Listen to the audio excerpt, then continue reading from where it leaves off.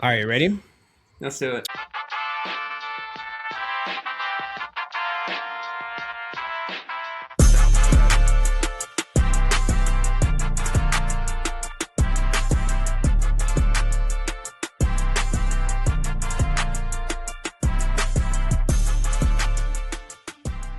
Welcome back, everybody, to the Iron Purpose Podcast. My name is Evan Bungum, and today I have the honor of being your host, kicking off episode 53 with none other than Bailey Boelter. Bailey, how are we doing today? I'm doing so good. I'm so excited to be here on this end of it for once. I'm gonna be honest. I'm a little nervous. So respect to the other 50 plus guests that I've had on here before, because I'm trying to think about my story. I'm trying to think of different things. Okay, what's he gonna ask me? Am I gonna get all the information out? But no, it's a surprise. It's a surprise. Yeah. No, but it's good. And just a side note. So my last name, and we'll probably get into that a little bit. There's a silent O. So it is Belter. It looks like Boelter, but a lot of people get it confused, and a lot of times I don't even correct them just because of how many times they mess it up. But I didn't even realize that I said it wrong. it's okay. I think you've said it correctly before. But if people didn't know, this episode though is basically only about you. Hmm. Are you ready? I am ready. Yeah. And if I'm not, we're gonna roll with it anyways. So It's going to be good. This is, I think the people have wanted to know who Bailey is. yeah, and I mean I've had a chance to kind of share a little bit about myself kind of throughout the throughout the episodes, but I thought it would be really neat to have Evan come on here and kind of host the episode for today and kind of pick my brain a little bit, so you guys can kind of get a chance to know who I am, why I do what I do, and the maybe some of the stories behind it. And I gave Evan full reins. I gave him the keys to it. He's got some questions lined up, and he's got the whole outline for the episode. So and I trust him with it. He does a very good job on his podcast, and very good talker, very awesome individual. So I was like, I gotta get Evan on, and we're gonna do this for episode 53, and I'll explain, I guess, why after a bit here, why 53 kind of fits for it. But yeah, no, I appreciate you coming on, man, and taking the time to do this. It's gonna be fun. I'm excited. I know you came on. I don't remember the exact number where the episode that you came on last time, but we talked. I think that was one of my longer episodes, and we had a awesome conversation. It was like an hour 30. Yeah, it was like just shy of that maybe. There's It a was chance awesome. this one might go that long. We'll see. But so to kick things off, I want to know just what is, coming into this. I think you had the intention of wanting to do 50 and ended up being 53. And you said that 53 was kind of a special number to you. So maybe tell me Mhm. why that number is special to you and what does episode 53 mean for you?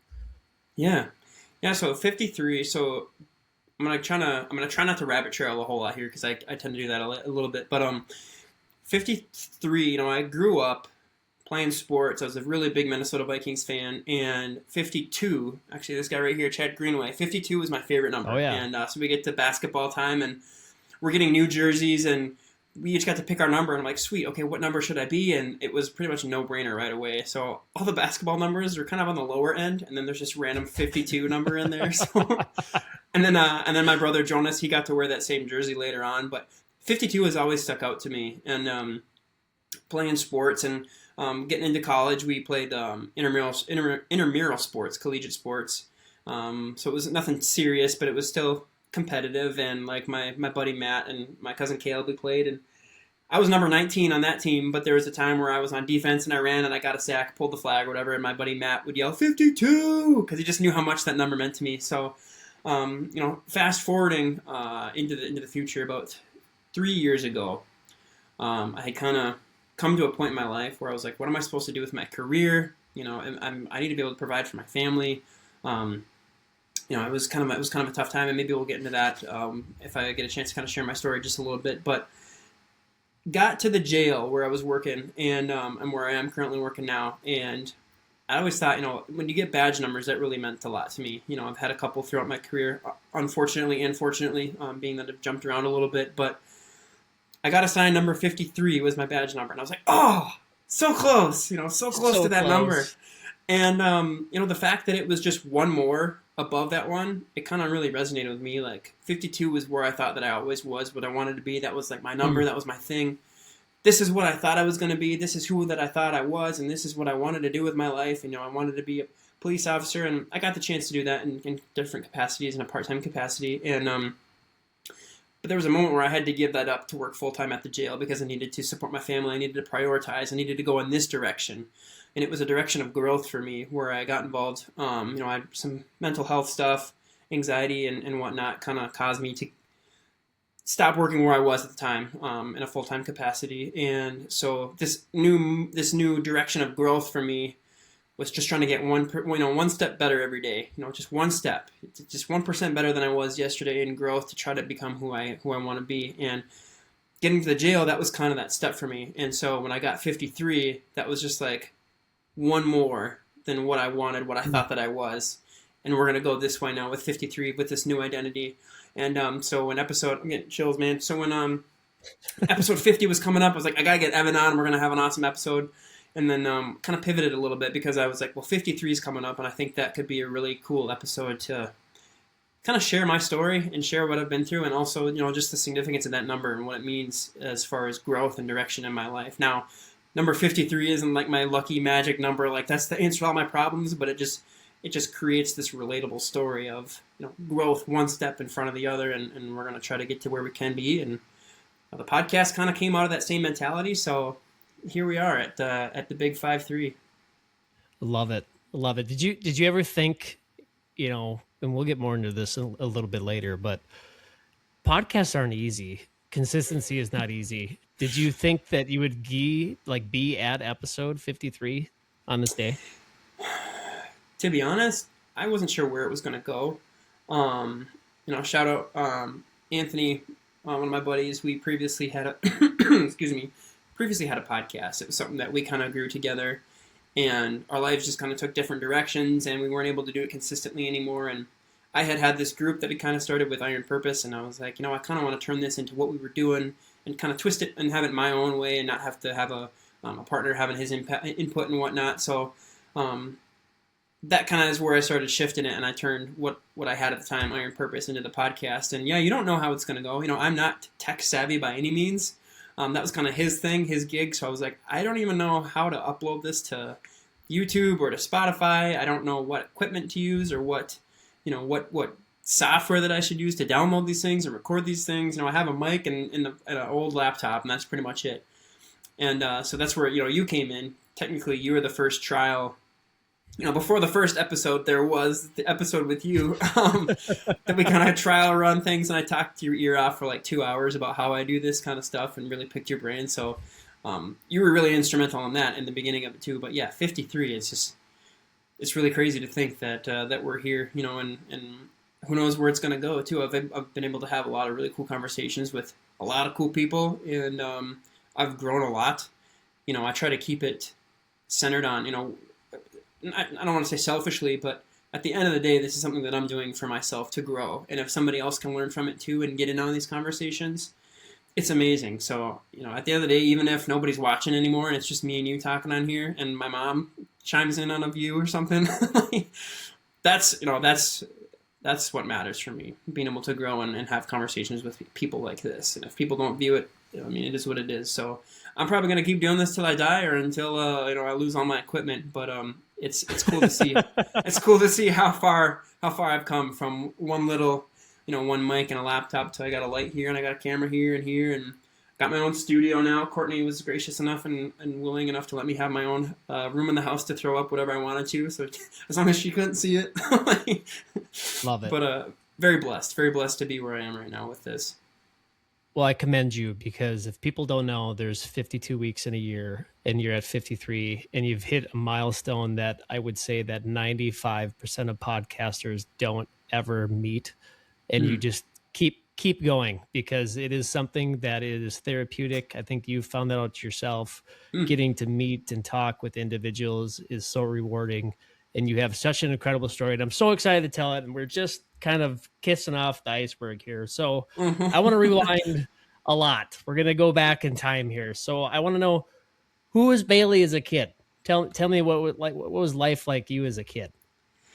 Oh, that's a great question, and it's super awesome watching my son, and kind of seeing what he's like, because it takes me back to, what was I like as a kid for my parents. And um, growing up, I had three younger brothers. I don't remember much. We moved here. Let me rewind. So I was born in Fargo. I was born in Fargo, North Dakota. My dad was a cop in Dilworth, Minnesota at the time, because it was really difficult to get positions in law enforcement at that time. So he had found a spot, and off we went with our family. And my mom got pregnant, and then so we were in Minnesota, but the hospital there was in Fargo, North Dakota. So over the Hmm. river and then back. So I was technically born in Fargo, but I was raised in the good old state of Minnesota. But moved back to Lakeshore, and I lived there all the way until I met Courtney. So I had the pleasure of, the pleasure and the, I was blessed to be able to be in one location for that amount of time.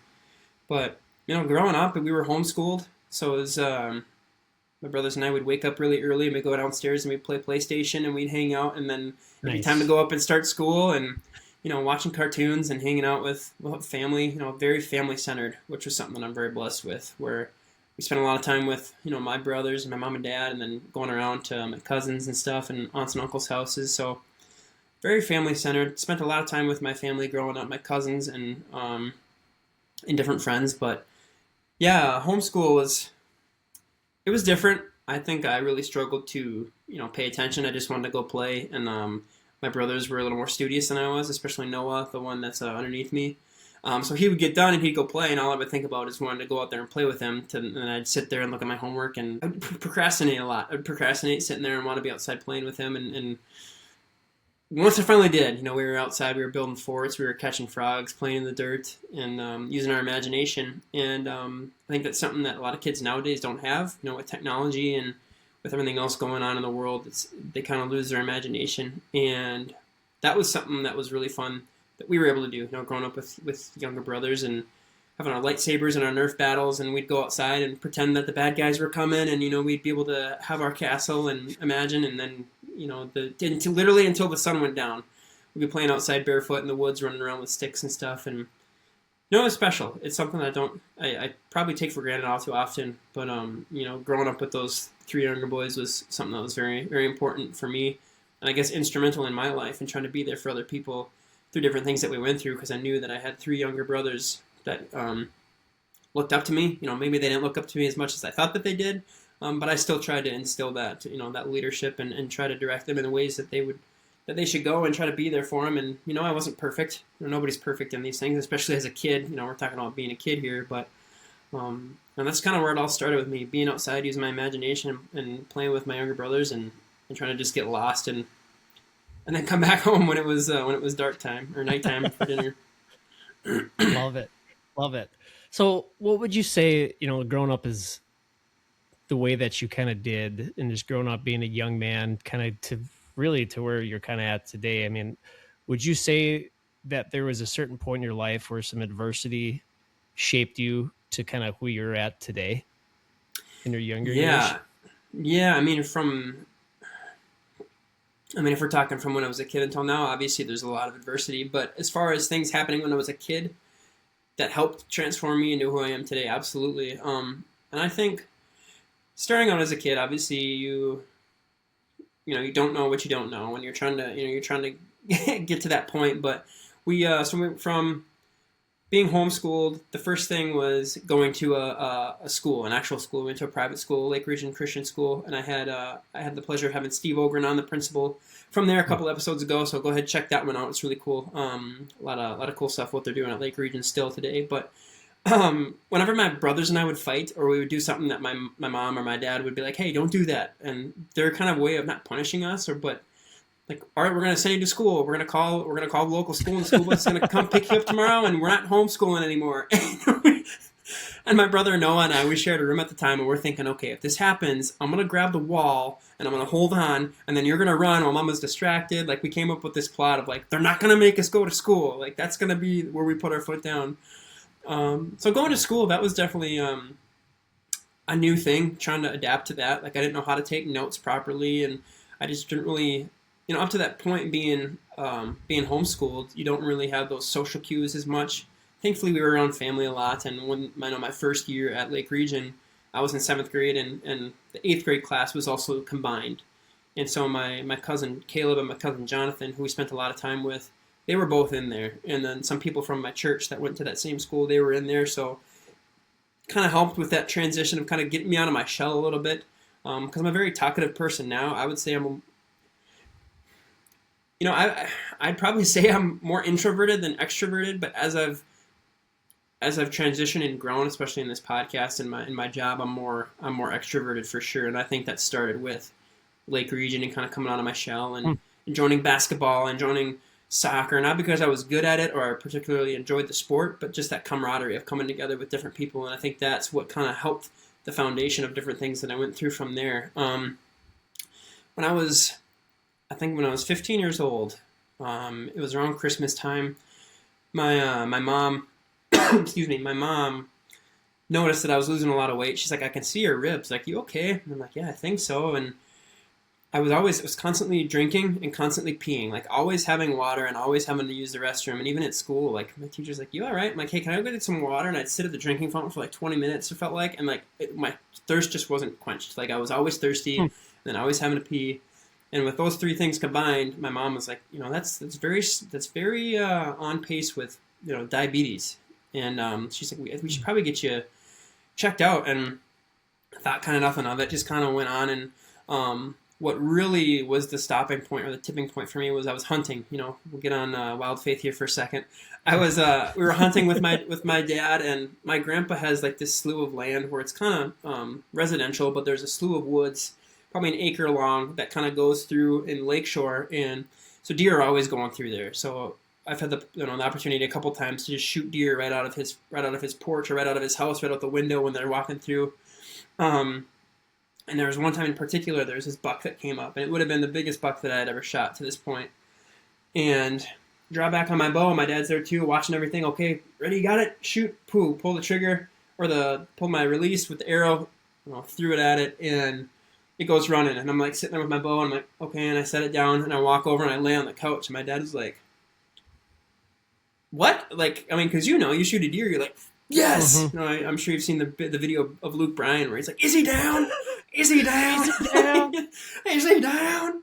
So there was none of that for me. I was like, okay, I'm going to go back and lay on the couch and watch. I think the Vikings were playing at the time, and just laid there. And so we got up and we went to track it, and we'd get to a certain point. I would lay down, in the woods. My dad and my brother would keep going. I'd catch up to them to where they were, and I'd lay down again. My dad's like, yeah, something's wrong. So we ended up going to the hospital the next day, or we go to the doctor in Brainerd, and they're like, yeah, your blood sugar is so high, it's not reading on our meters. You need to go to, Children's Hospital in St. Paul immediately. So went back home and packed our stuff up, and before we left, my dad's like, you ready to go on an adventure, that you're not going to turn back from? And I'll never forget when he said that. And I was like, yeah, I mean, I guess. I'm 15 years old, just a kid still. And, we make our way down to the cities, and sure enough, I had found out that I'm type 1 diabetic. At the time, I didn't know what it meant. I was in the hospital for about 3 days to where they could regulate my blood sugar, get it back on track, and then try to teach me, how to... this is how you're going to eat for the rest of your life. You got to figure out, because you can't just do it willy-nilly. And I had some examples in my life. I don't get to see them too much because they live a little bit farther away in Minnesota. But my grandma Bobby, who passed away in 2009 from cancer, she has a couple siblings, and some of them have type 1 diabetes, and she still has a couple that are still living today, and they're still type 1 diabetic, and they're probably pushing 80s right now. I'd say late 70s into their 80s, and they're still thriving. They're still, living their lives. And she had a brother who was type 1 diabetic, and he didn't care about it at all. Didn't take any time to properly do his stuff. He would just eat whatever he wanted, whenever he wanted. And when his blood sugar was low, he would just say, I'm fine, I'm going to keep doing what I'm doing. And he ended up passing away in his 40s just because how poorly he managed it. So I kind of had it set up. I was like, do I want to, live to be, however long, or do I want to die in my 40s?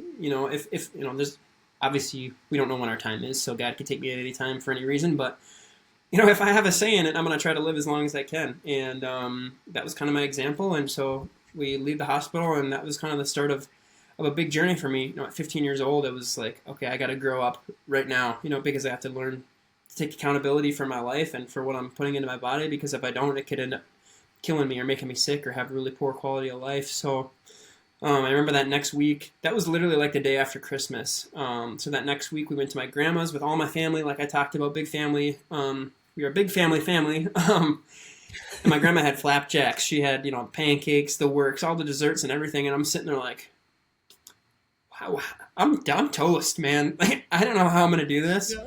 The hospital gives me a little book called the Calorie King book, and we're reading through it, and it kind of says, okay, pancake. This is approximately how many carbs are in a medium-sized pancake or flapjack, and you have to dial it up on the pen that you had at the time and stick it in, and it was like, how am I supposed to do this? But just like the podcast, starting out, you just put one foot in front of the other, and get to be where you are today. And for myself, it was kind of the same thing. You just had to do it, and be very open and honest with my teachers and stuff. The teachers at Lake Region were amazing. Shout out Miss Kovacic. She was my homeroom teacher at the time. She had messaged me while I was in the hospital and asked how things were going, and having her support too while I'm in class and saying, hey, it's time to go check my blood sugar. And she would just like, no. Like if I'd look at the clock, I'd look at her, she'd like nod her head. I'd go out, check it, make sure everything was good. And, from there, fast forward to dang near 15 years later, it's not keeping me down. It's one of those things that kind of gets annoying every now and then. I was at training over this past week down in the cities, and I had to make sure that my insulin pump, so I have it on my arm right now. It's kind of back here. I don't know if you could maybe see it a little bit, but I had to make sure that it was on my abdomen because we were doing use of force defensive tactics training, so it's a lot of stuff rolling on the ground, different takedowns and strikes and stuff, and that gets easily ripped off.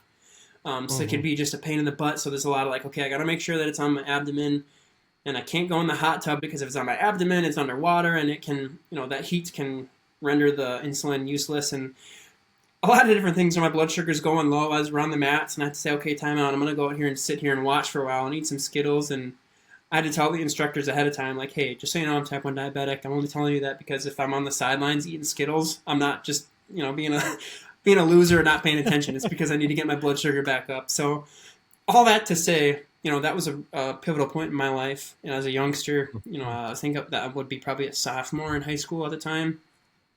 Must have been sophomore.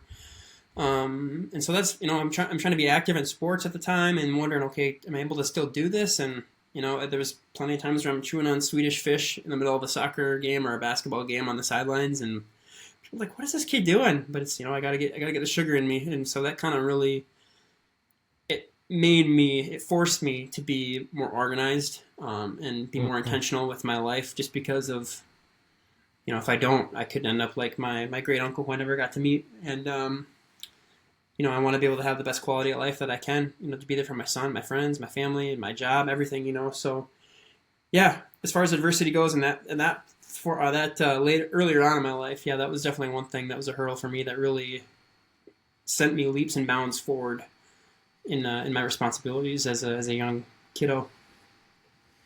It's incredible, man. I didn't know that, and I think of kids are one of the most resilient beings that exist because they don't have a choice, I feel like. But like, how did that feel for you to have like maybe a little bit of your childhood stripped from you? Like, I mean, you obviously just went into it and talked about how it shaped you into who you are today, because it forced you really just to double down on being diligent and doing the right things to make sure that why we're here today speaking. I mean, so just tell me a little bit like that. I mean, like, did you ever question that at all, of just like, why me, why this? And, or did you just kind of batten the hatches down and just took it and just went with it? 100%, and that's a great question. And there were definitely times where it's like, why me? As I'm laying in a hospital bed, like, I'd be able to walk out of there. It wasn't the end of the world for me, but it's like, why does this have to happen to me? Why am I chosen to carry this? And at the time, you don't know why.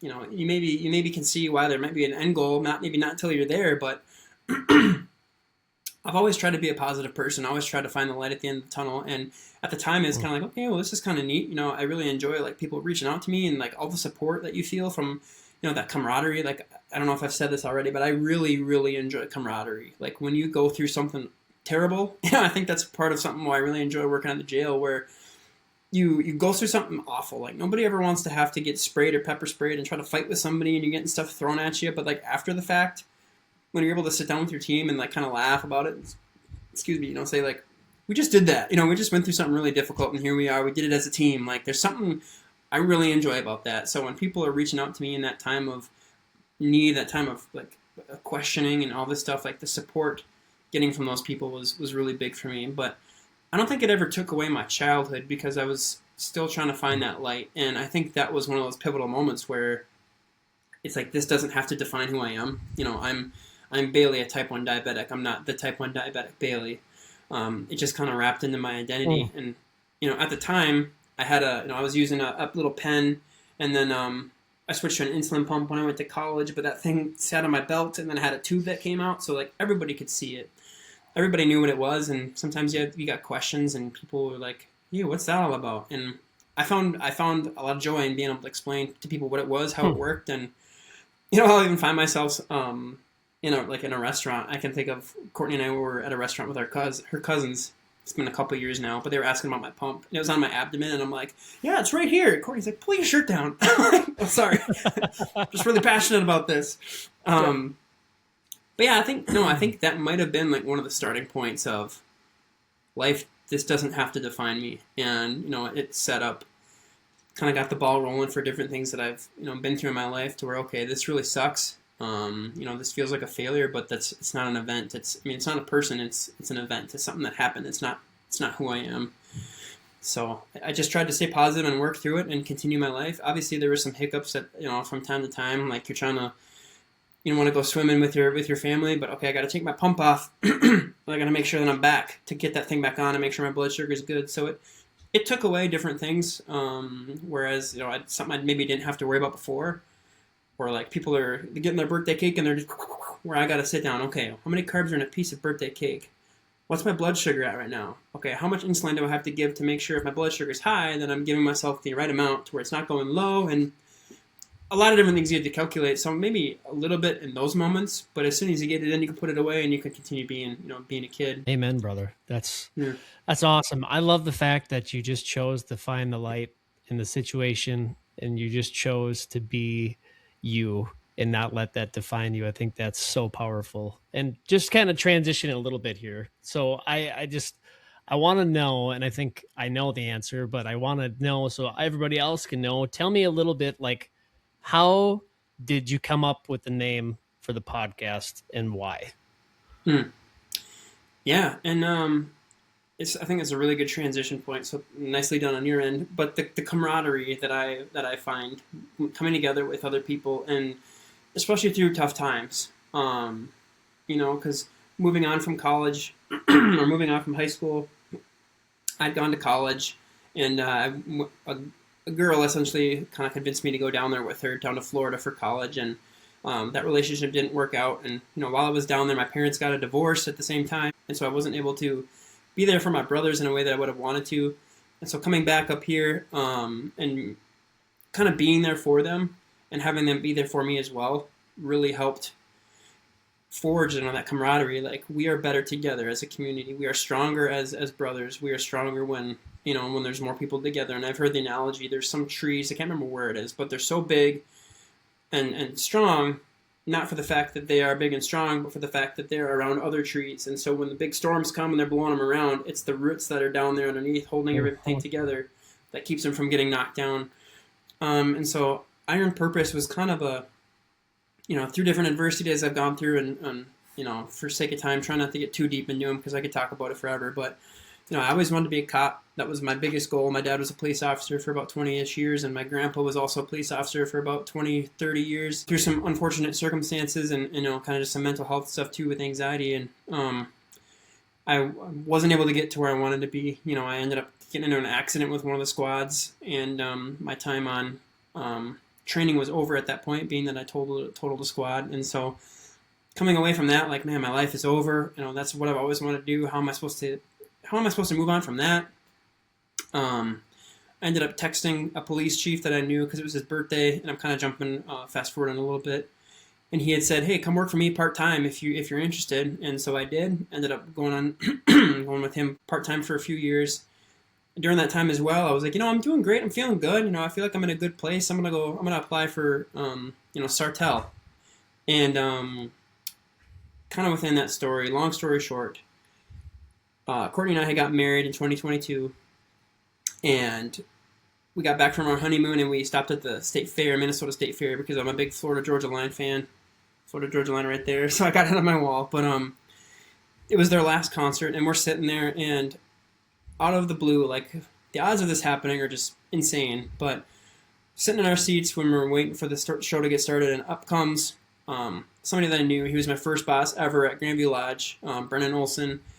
Came and sat down right next to us. Those were his seats. I'm like, what? What are the odds of that? The Minnesota State Fair, that you're here at this show this time.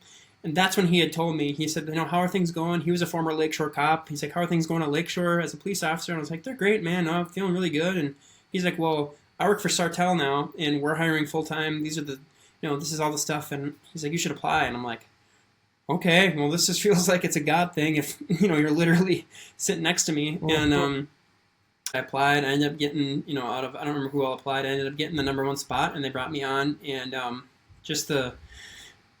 still was trying to figure out, I always thought that being a cop would solve all my problems. Once I get there, if only I can have this, all my problems will be solved, and I'll be good. I'll be confident, because I've got this title. And, that wasn't the case, obviously. And, my mental health kind of went down, and was kind of really struggling. And I was like, well, if I can't give myself 100% to this community, this, law enforcement agency, especially down towards the, St. Cloud area where things can be a little more dicey, I was like, I don't want to make a mistake, or I don't want to be focused on this and have something happen to me or my partner or something. And so I made a decision that I was done.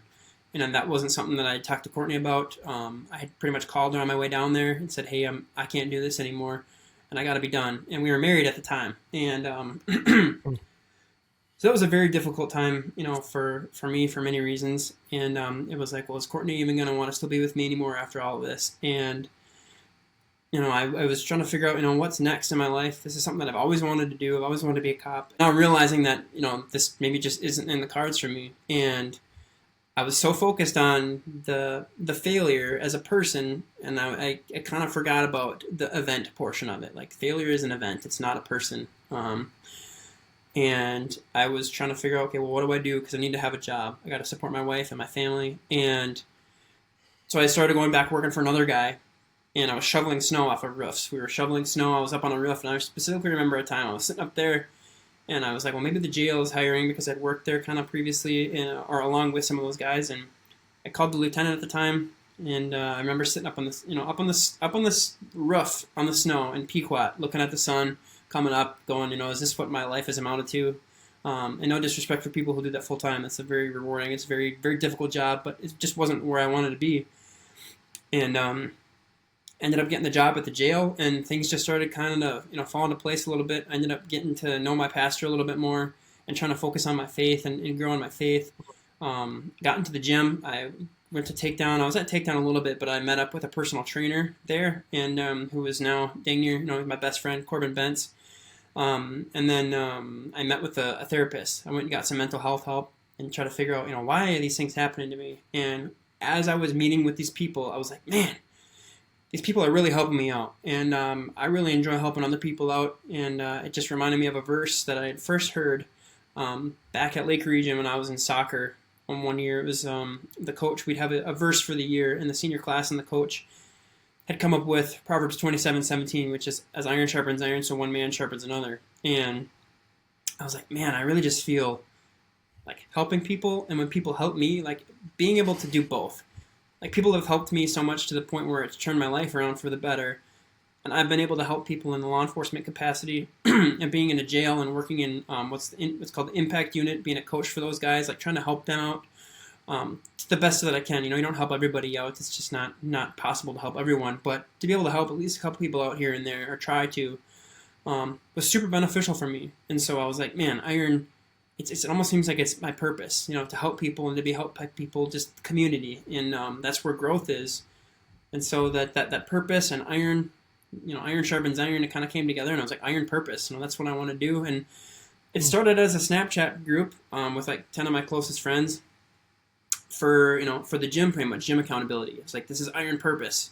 We are intentionally taking a hold of our lives. We're gonna go to the gym and try to get better. And from there, I grew to a Facebook page. And then Anthony and we kind of went separate ways after having a podcast. And so I was like, this is a really good transition for me to turn what I already have as Iron Purpose, as a Snapchat group, as a Facebook group, where I would just post, the Facebook group just kind of turned into, that what are your thoughts on this? Or here's a quote. What do you guys think about this? And people would chime in and give their opinions. And it started as just a group of men, Iron Purpose as a group of men. But I was like, and I put it up to the group, hey, what do you think about having a female perspective come in? Because they obviously have different views that we may not see, as mothers, as wives, as, different struggles, as women, have different struggles than men, in my opinion. But, that's kind of where it started out, as that Facebook group. And then I was able to transition to the podcast, and, with your help, I was able to get it on Spotify and YouTube and turn it into a weekly thing.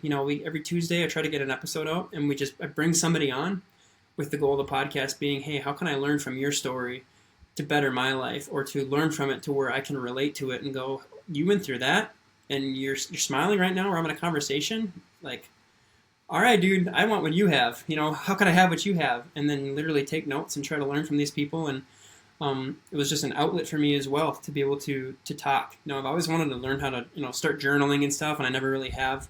Maybe someday I'll get to that point, but being able to just talk with somebody like this was super beneficial for me in learning.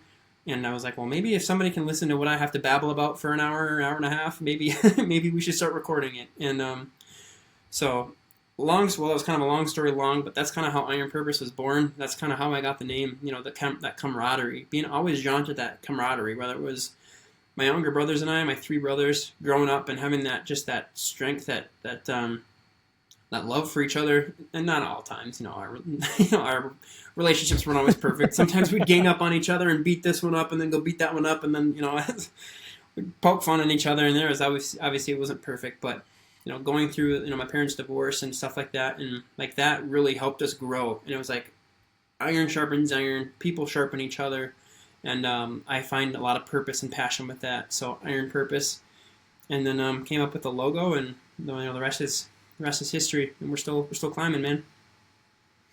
All I can say is God is good. That is awesome. I love hearing the stories of like tested faith and where that can lead people. And I think to everything that you just said of like where you've faced an adversity, you double down on your faith, you double down on what you're talking about, camaraderie, and just trusting your instinct with it and going with it. And it is amazing where God could take you. And it's awesome, man. It's just so funny, the tracks of life we can get down where we think we're doing everything that we want to do. And then you find out that it is not the cherry on top. And then it takes you to a miraculous place that you didn't know you can go. And I got to commend you again, because I love the podcast. I love the mission. Love everything that you're doing for the community and for your people. And I pray for you, and I pray for the podcast that you can keep doing it. But I do got to ask, so in those moments of tested faith, was there times, this goes back when we were talking about adversity, but was there times you were just ready to be done? I mean, because it flowered into a beautiful, beautiful story. But I mean, like, was there times of where you questioned that? For sure. And I guess anybody's definition of, when I was ready to be done could be, interpreted differently. But yeah, I mean, you get to that point where you're like, why is this happening to me? And I kind of skipped over a very important lesson in adversity where, going down to school with that my girlfriend at the time, we get down there, we're there for a year. And I'm like, sweet, this place is awesome. I love it here. I'm going to go back. And she had made the decision that she wasn't going to go back again. And I was like, okay, well, I guess we'll do long distance. And, it got to the point where, she didn't want to be with me anymore. And I say the story just because of the direction that I thought my life was going to be going, this certain direction. This is the person I wanted to spend my life with. I had a ring on layaway. I was working a job while I was down at school to try to pay for school and for this ring.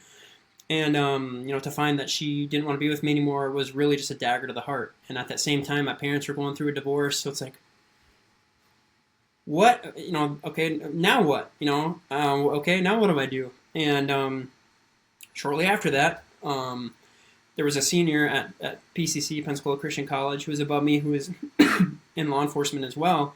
And his plans were to go back to Minnesota and be a police officer. And he told me that he was applying for academy back up here in Minnesota, where after you do the schooling portion, you have to do a hands-on kind of training academy thing for a couple of weeks.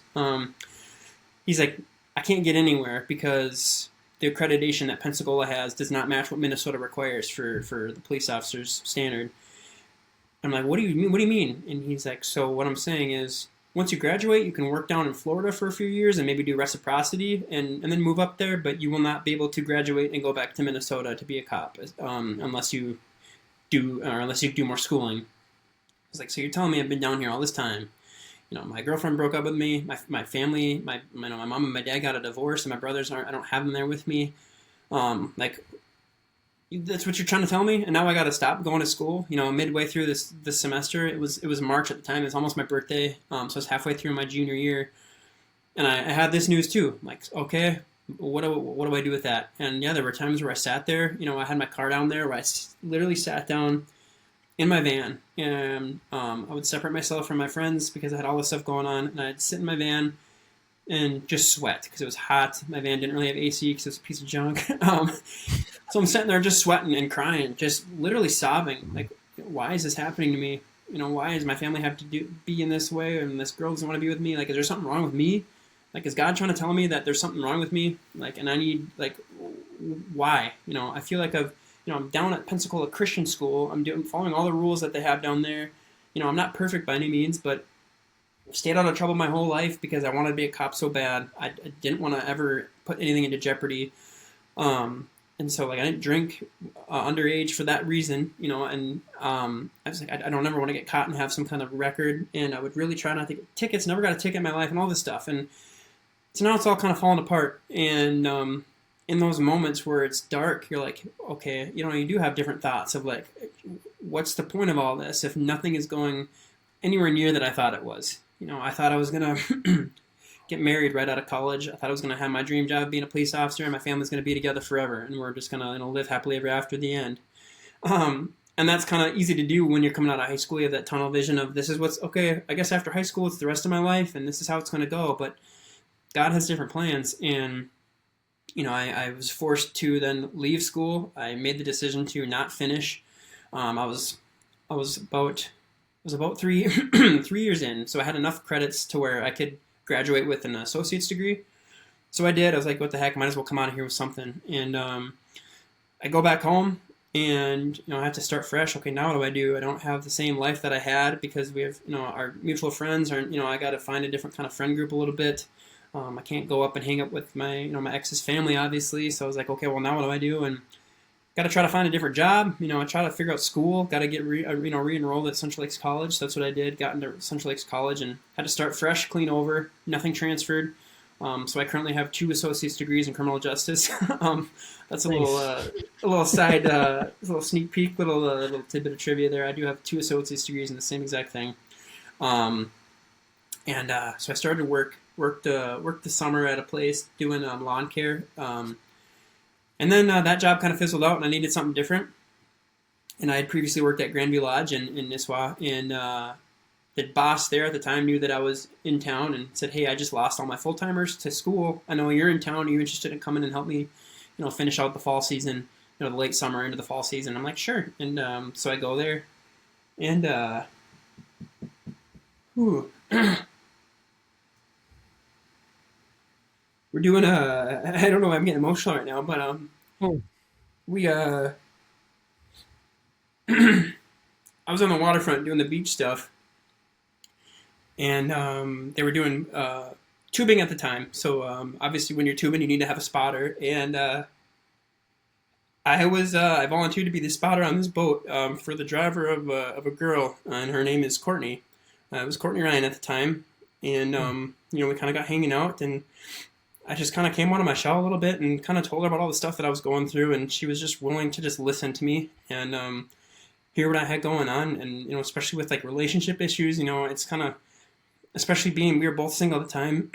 I'm sitting there complaining about my ex and all the awful stuff that I had to go through, and she just listened to everything. And I invited her to my brother's soccer game, and I still remember we had a little date there. She brought whatever she had in the fridge, and it was pineapple, and I had Twizzlers, so we had pineapple and Twizzlers there watching my brother's soccer game, and just my family drama too. My mom and dad were really going through a really rough divorce. Um, and she was just there to listen. And there was one day I remember she drove me around because I needed a ride home because my brother had to take my car home because he had some other stuff going on. And so we're literally driving. It's like 3 in the morning, and Courtney is just driving me around, and we're talking. She's just listening to me vent. And it was like at that time I knew I was like this is a very special person in my life. Like I was supposed to be here at this time, and I was supposed to be single at this time because this God had this person for me. Like, and it was the combination of all those things happening. My family is kind of falling apart at the time. School didn't work out, so it brought me back home, and I'm now single because this girl broke up with me. And Courtney is there. I'm home now because of school. I'm with Courtney now and listening to her, or she's listening to my family drama. Maybe at the time, had that not been going on, I wouldn't have anything to talk about with her, and I wouldn't have known like this person really deeply cares about me. So it's like you said, man, when you think you have a plan figured out, and you think this is what you want to do, and it all just goes to hell, for lack of better words. God pointed me through all that adversity, funneled me down a tube, and put me on the back of this boat with this girl. And fast forward, and it still wasn't perfect. We still a couple years in, we had to take a break. We kind of came to the conclusion that it just wasn't really working out, and that was my fault. I was very insecure in myself and my confidence, and I put a lot of my happiness in her. And so when she wasn't there, or she was upset, or she was struggling, I thought my world was ending. Like I would just kind of match her emotions, and I couldn't be what she needed. And so we kind of both made the decision to go take a break from each other for about a month and a half. Came back together and had dinner, and it was all right.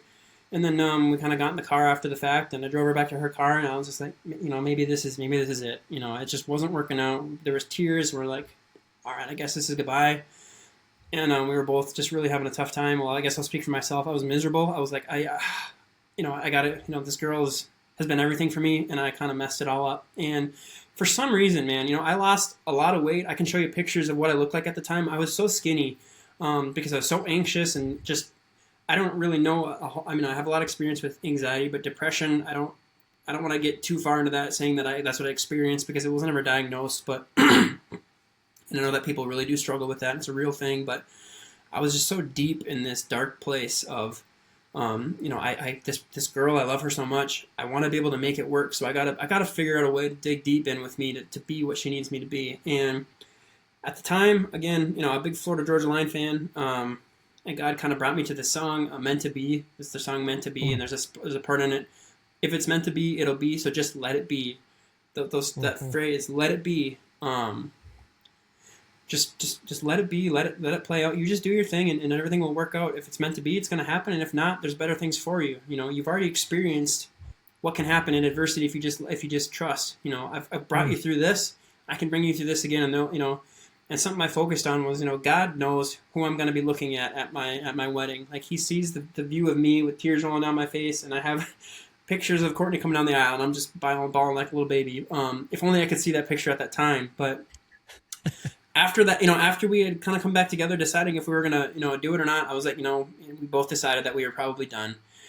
And for some reason, amidst all that anxiety and that dark time, those tears, like something just clicked in my brain. Everything just kind of went off, and I said, if this is going to be the last time that we're going to hang out together, let's go do something fun. Like, do you want to, let's make it memorable. Let's be happy. And she's like, what? Like, after listening to me cry like a little baby for like 20 minutes and arguing back and forth, she's kind of like, what? I was like, let's just go do something fun. I want it to be a memorable one because you've meant a lot to me. So let's just go do something fun. She's like, okay. And so we literally went and got, I think, McDonald's ice cream cones, or maybe it was Dairy Queen. I don't remember exactly. And then we just walked around Kohl's and just talked and ate ice cream. And then at the end of the night, we went, we're driving back home, and I was singing in church the next day. It was the first time that I was singing by myself in church. my dad had sung growing up in church, and I really enjoyed music and stuff, and so I was scheduled to sing that next day, and I had said, hey, if you're not going to be there tomorrow, do you mind if I sing you the song to kind of practice so you can at least hear it? And it was I Can Only Imagine is the song that I was singing that day. It's one that I had picked out before that, and I choked my way through it and cried, and she was like, that was really good. And she's like, I want to be there tomorrow. I want to be there to hear you sing. I'll be there. And so she was. And so when I sang, that was the first time I'd ever sang. It's on Facebook somewhere still. And after I'd sang, tears, and I walked out, and I just like didn't know what to do with myself because of all the emotions and how God worked and how good He was in that time. I remember my Uncle Troy was there. He came out, gave me a big hug, and then like the service was done at that point. People were kind of coming out, and I'm just like sobbing. And people are probably like, okay, he just sang a song. Yeah, I mean, it was decent, but like, come on, get over yourself, My brothers and I would always like poke fun at each other, like growing up, and somebody's singing like, hey, she's going to start crying when she sings, give you $10. Sure enough, she did. We'd be like, oh, yeah, yep. And so, but that moment, there was just so many emotions that just came running off of me. Like, God is so good. And again, no relationship is perfect, but we got back together at that point, and to think that would have been 2 years in, to think 6 years later we'd be where we are now, and Caden, like the love and joy of our lives, like talk about a phoenix rising from ashes, or like a rose coming from like a really dark, muddy place. Like, what a beautiful thing can come out of so much darkness. And when I thought I had it all together, and God's like, no, I got something better for you. It's going to suck right here really bad for a little bit, but just hold on. Hold on tight, man. And I'll see you through. And, he definitely did, because I cannot think of my life any differently than what it is now. And all those things that I wanted, all these different things that weren't what God had for me. I wanted to be with that girl.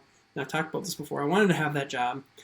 I wanted my family to stick together, and I prayed that it would happen, and it didn't. And those unanswered prayers have been the most amazing thing that ever happened in my life, because I have my wife, I have the house that I have right now with her, and we have Caden. And like, we wouldn't have had Caden had we not stuck together and been gone through all that. So again, long story short, long story long, adversity has kind of been the backbone of my life, and you get to decide what to do with it. We can't control what life's going to throw at us. And I've preached that before. I've said it before. You don't get to choose when things happen, but you have a decision to make when it does.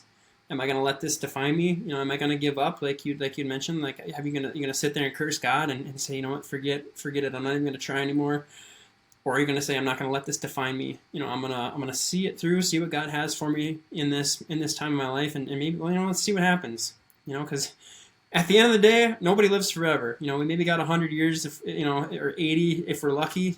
This might as well just keep going and see what happens, because we're all gonna be able to meet Jesus at some point in our lives. So that's that's just kind of been a foundation of myself. Is tough times are gonna come, but what are you gonna do with it? And stuff's gonna come tomorrow. It's gonna come next week, and I'm gonna be like, what's going on? Why is this happening to me? And then you just gotta, dude.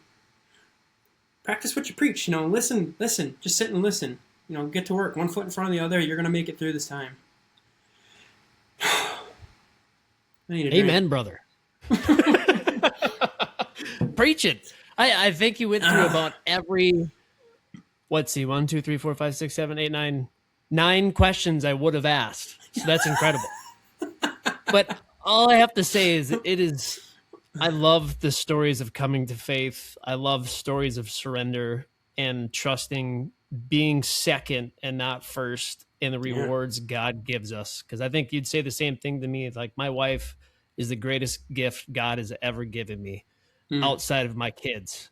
And like, you beautifully transitioned for me is like, just tell me, what is being a father now? What is that revealed for you? Because that is the key to just a whole nother realm of life. It is 100% is, and you have no idea what it's like until you actually experience it. Like, you don't know the level of love you can have for something or somebody. And obviously, I love my wife with all my heart, and the emotion, like I said, when she was walking down the aisle, it's like just this deep love that you can tap into. But it's just it's apples and oranges. There's another level of love when you can start to see this little kid grow and learn and just like adapting as a dad, you know, on the theme of adversity.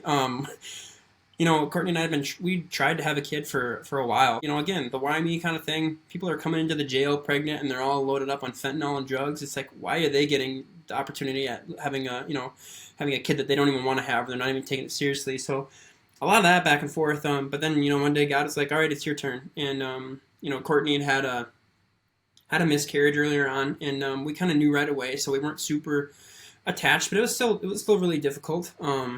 But then, you know, God said, okay, now it's your turn. This is the one we've waited. This is the one that I wanted you to have. And so we went through the pregnancy, and, you know, we got to the labor portion of the whole ordeal, and Courtney ended up pushing for like 4 hours. It was a marathon, and I did the math, because literally when you're pushing, I mean, you've been there and seen it. Like, it's giving everything you got in this curled up squat position, and it's like you're pushing as hard as you stinking can. So I compared it to as if you were doing your max squat, you know, because you're giving it everything you got for 4 hours straight. I don't remember exactly how many that was, but it's like, that's freaking insane. So all mothers, if you're a mother out there, you are a superhuman in my eyes. Much respect. 1,000%. I told Courtney I told Courtney after that, if I ever complain about anything ever again, please slap me in the face. Just hit me. Just look at me and say, you are a loser. And I'd be like, all right, yeah, you're right. Then the doctor's like, we're getting to the point where we might have to transition to C-section. And we were just, you know, you could just feel the defeat in the room, and it was really tough. And they say, we'll give it a couple more tries, and we'll see what happens. And literally on like the last try, Courtney's pushing, and Caden's head went farther than it had before. And I started crying. I'm like, oh no, he's going to come out. Sure enough, he came out right at that time where I didn't think it, you know, maybe he was going to. And I was literally praying on my knees. You can see in the video, I get down. I'm like, God, please let this baby come out. And he does. And I've cried a lot in my life. I'm a very emotional person. I've never sobbed for joy like that moment. And just like, I didn't know how I was going to respond when he came out. Like, I hope I cry, like, because I'd be kind of lame if I didn't. Or, you know, you just don't know the emotions you're going to have. And I uncontrollably sobbed, and I can see our doctor. She's in the background, or Caden's OB. She's kind of tearing up a little bit too, and I kind of picked her brain on it. I had her on the pod, so you can go back and listen to that one. Anybody's interested, but yeah, just the emotional, just the love. Like, that was the first time I got to feel just that love, and there were times throughout it. Obviously, it's very difficult. It's a big transition. You don't have the free time that you once had. You know, especially in the beginning, it's a lot of crying, a lot of diapers, and there was a point where I was changing his diaper, and he was just screaming, and I started to tear up. This is when we're in the hospital. I'm like, this little kid's getting the best of me already. I'm failing him because I can't properly change his diaper. He's got poop, he's peeing, and finally get him cleaned up, and I'm able to give him to Courtney. She's like, you okay? And I'm like, that sucked. Like, I feel like I'm already failing him, and she's like, and this has stuck with me throughout the entirety that he's been alive so far. Like, she said, you didn't fail him. You know, you are trying, and you need to give yourself grace for that. You failing him would be leaving him there in his diaper. Like, you failing him would not be trying to rock him to put him back to sleep. You wouldn't have even tried. Like, you would have set him down and walked out. Like, that's failing. You are trying. Give yourself credit for that. You are a good dad because you are trying, and that really stuck with me. You know, and that can transition to a lot of different, you know, things in adversity. Like, people don't give themselves enough grace, enough credit for the effort that they are putting in, even if it's not going perfectly. And so that's kind of what it's been. Like, I'm not going to be perfect, and someday Caden's going to know that that his dad's not perfect. He's not Superman, and that's just the way it is. But just being able to give myself grace through it, and just enjoy those moments too.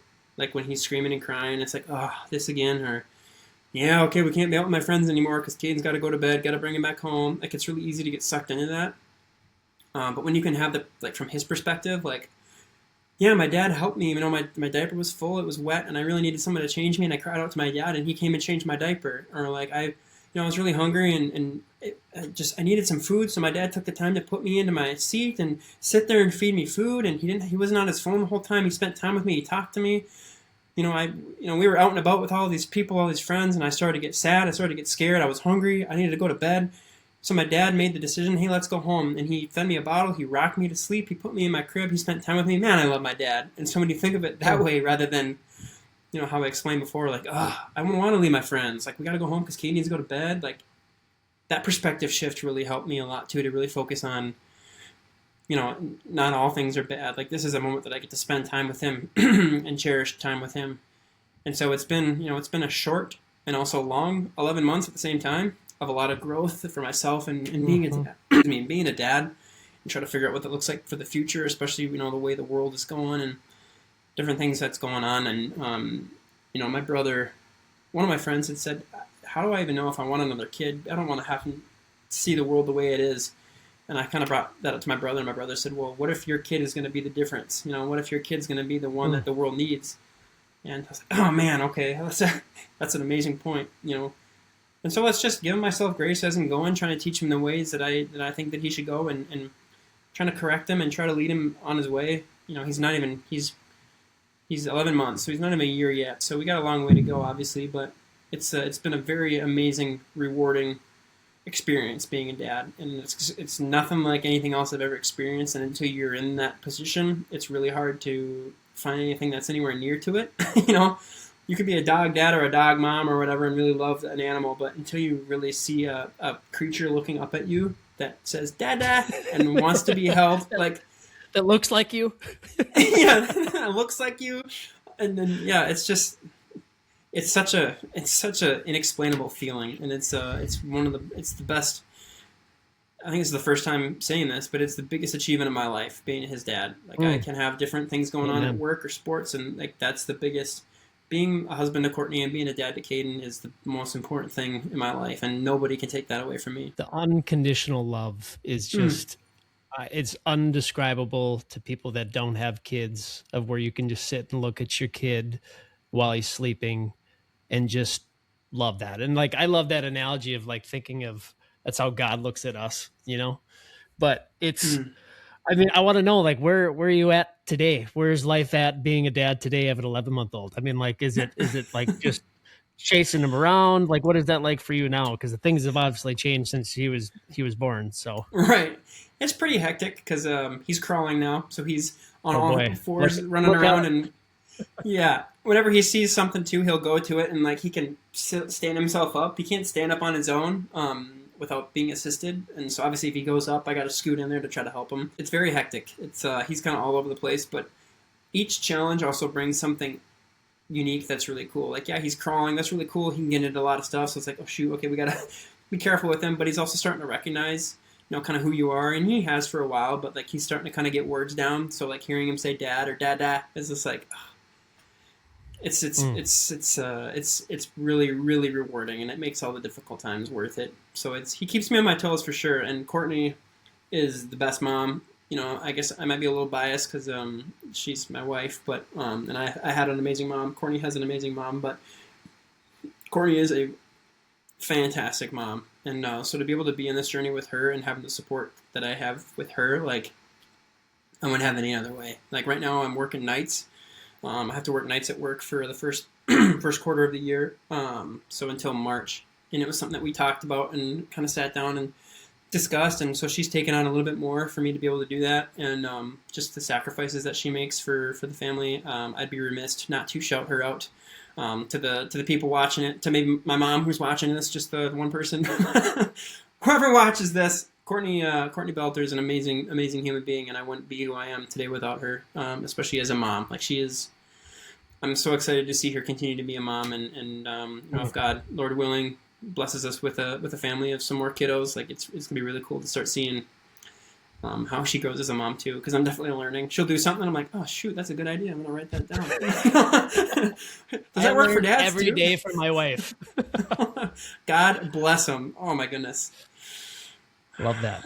Well, and I pray for you guys too. You guys are incredible parents, and I pray that you have 5, 6 more kiddos. Maybe she doesn't want that many, but kids are the greatest blessing. But who do you want your kids to see in a man and you as you continue to grow and your kids get older? Who do you want them to see you? That's a great question. And I really look up to my dad. Obviously he's made some mistakes, and he'll be the first one to tell you that. But being able to have, with the mistakes that he's made, he's still a hero of mine. He's still somebody that I really look up to. And And he tries. And I think that's something that I want Caden to be able to see in me is, my dad worked hard. He really cared for other people, and he really tries. I think of like my grandpa even, and he's still around. One of my heroes as well. There was a time where we were getting pizza. We pulled up to, I think it was Papa Murphy's at the time, and it was winter time. My grandma was in the car. My grandpa hopped out, and there was another car that had pulled up next to him. And the guy got out of the driver's side, and the lady was kind of walking, and there was ice right there. And my grandpa offered his arm to her and helped her get over the ice to get to the sidewalk to where her husband was. And I was like, Grandma, why did he do that? Like, that's not you. Like, why is he? And she was like, oh, he was helping her. Like, he was being kind and helping that person. And I was probably like 8 at the time. I was just a young kiddo. And to remember that now as I'm, 29, almost 30, like, I hope Caden can see that I was kind to other people, and that I tried. I hope he can see the effort that I put in of just trying, and understanding that I'm not perfect. My job doesn't define me. My accomplishments doesn't define me. It's how did I treat his mom? How did I treat him and his brothers or his sisters? God willing. I was there for him. I want him to know that. I want him to know that I'm always there for him regardless. I want him at the end of his life to be like, who was there for you at your lowest points, at your toughest points, or who was there to get you out of these situations or to help you out. And I selfishly, I want him to be able to say, my mom and, my dad, they were always there for me no matter what. Like, I was always able to go with them with anything that I struggled with. I really struggled with this thing or that thing where I don't want to tell people about it, but I knew that I could go talk to my dad about it. I could tell him literally anything, and he wouldn't judge me. He would help me out and walk me through things, and I just want him to be able to have that and know that I tried, that I was there for him, and that I loved him and loved people. Love that. Love that. So transitioning just a little bit here, because we are kind of getting towards the end of what I have for you. And this has been a beautiful, wonderful podcast so far. But I want to know who is Bailey in 5 years? Where do you see yourself in 5 years, and how the changes of life might bring for you, good or bad? Tell me where you see yourself in 5 years. That's a great question. And it's something that I wish I thought about more. But then again, throughout this conversation, we've talked about, the plans that I had in my life and the things that I wanted to do, and how God was like, yeah, okay, buddy, yeah, hold on. We're going this way, dog. Like, it's just me in 5 years. I just want to be able to be confident in who I am.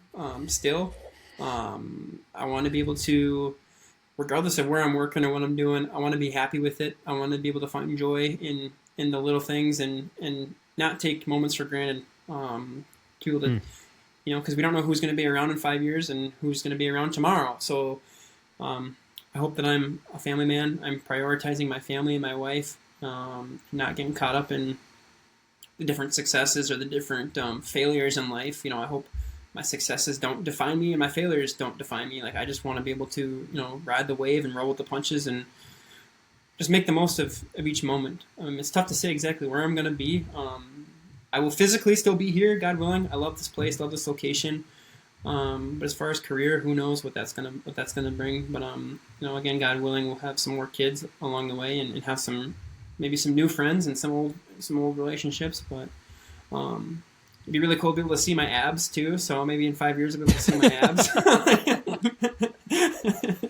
Stay consistent in the gym, just consistently, trying to build and continue growing. Like, I pray that I never think that I got it all together. Like, in 5 years, I want to still have the drive of trying to learn and trying to grow and just trying to help other people out. I know it's kind of an easy answer to say, well, I don't know, I'm going to do this or that, but that's just, it is what it is. That's the right answer, man. God's got a plan, and trust in his plan. That is, love it. So, kind of going through things a little bit now. We've kind of gone through the story of your life a little bit. I've learned a whole bunch of things that I didn't know, and I'm glad that I've got to learn them through this way. This is so intimate and awesome. But I wanted to kind of bring a little bit of a twist of my podcast and your podcast, and I wanted to hit you with some rapid fire questions just we can kind of get through some more stuff. Feel free to answer them as long as you want. Keep them shorter. And we'll kind of get through a couple of them here. So first one I've got for you. Somebody dead or alive in your life that was one of the most influential people that you could sit down right now and have a cup of coffee with or have dinner with, who would that be? Influential. My goodness. Or a person that you just you like today you wish that you could just sit down and have a conversation with them. I think it's easy to go to the people who are no longer here, just because I can't have a conversation with them. And it also, that's a really great question because it brings up, okay, the people that are here now that I really want to talk to. When's the last time that I talked to them? And maybe I should reach out and have a cup of coffee with them. But I mean, it could be Chad Greenway if you wanted it to. yeah. Okay, fair. Influential. I'm just gonna throw a couple at you. But my grandpa Virgil, hero of mine, I got to do a podcast with him, and that's something I'm gonna cherish for the rest of my life. But my grandpa Bob, who passed away a couple years ago, and then my grandma Bobby, who passed away in 2009. Just having a chance to talk with them again was where my mind first went. But people that aren't in my life right now, I guess like my heroes that I kind of look up to and my mentors, I guess, Michael Chandler. I've had the opportunity to meet him twice, and he's been super, super cool in my life. Like I've been able to shoot him some texts or one day he said, hey, I'm really struggling with this. You got a second? And he called me, and I was like, okay, wow. And I don't say that to be like, oh, look at me, but like just the kind of person that he is, being a professional mixed martial artist. And the following that he does have, like for him to care like that really means a lot. And I learn from him whenever he's doing a podcast or whenever he's talking. So he's definitely been a mentor of mine. So shout out to Michael Chandler. And yeah, he'd be the one. I'd love to sit down and have a coffee with him someday. Maybe that's on the bucket list. Love that. And so going through kind of a little bit, I know we went down the rabbit hole talking about being a type 1 diabetic, but you still got to have guilty pleasures of having an indulgence at times. What is that for you? Is that a brownie? Is that having a really good craft beer? Tell me. My guilty pleasure food is McDonald's. And Courtney would probably be able to give me an order. I want to know. All right. I typically the last time I was there, the order I get every time is I can't remember the number, but it's the 2 cheeseburgers and the fries. But it has to have extra ketchup and extra onions on the burgers, and I slide those things down so fast. It's so good. It's so gross at the same time, but that is my 100% guilty pleasure. And Courtney, you'd be able to tell you that too. Love that. Love me some McDonald's. Childhood passion that you wish that you could rekindle now being where you're at in life. Ooh, childhood passion. I feel like I'm still a kid at heart. I hold on to a lot of stuff that I had when I was young. I did an episode where I was going through some trinkets that really meant a lot to me. Childhood passions. I think like my passion growing up would have been spending time with my brothers. Like always being able to be with my brothers like all the time really meant a lot to me. So whenever we're able to get together, I really cherish that. But if I could like run around in the woods and play imagination, like just make believe with my brothers, like that would I mean that's something that that's a place that I go back to in my mind as you say that. So it's kind of like a figment of my imagination. I mean, being able to do something like that, but yeah, I am a very passionate person, so that is one that that's where my mind first went. But other gaming, like playing Halo with my brothers and my buddies, like going over there and eating chips and pizza and playing some Halo, Code Red, Mountain Dew. Like those are little more silly ones, but oh my gosh, yeah, I'd give all the money in the world to be able to go back to some of those moments with my buddies. I'll never forget when Xbox Live became a thing and spending hundreds of hours playing Black Ops and just like talking with your buddies. Great times. So, podcast or books? Podcast. And I like the idea of books. I have a bookshelf right there full of them, and I've maybe read like 3 or 4 of them. Same. So I think I get way ahead of myself. I'm like, ooh, this is good. Like I love growth. I love learning. And it's like, this book's going to help me. And then I get kind of ahead of myself. Like I have a stack of books right here too. And I read maybe 3 of them out of the 6 that are there. But it's my intentions are good. Maybe I'll get to them someday. But I think I'd prefer watching it and listening to it and taking notes as I go. So I'm gonna say podcast. Okay. So this one maybe digging a little bit deep to see how true of a fan you are, and you can answer it freely however you want. Would you rather win $100,000 on a scratch off, or C, the Minnesota Vikings win a Super Bowl? Super Bowl. Super Bowl. Yeah, that 2009 season. Yeah, I cried that night when Brett Favre threw that interception. That was 2009. I would have been like in 8th or 9th grade. I think it was 8th grade. Yeah, or with Keenum that year. That would have been crazy to win.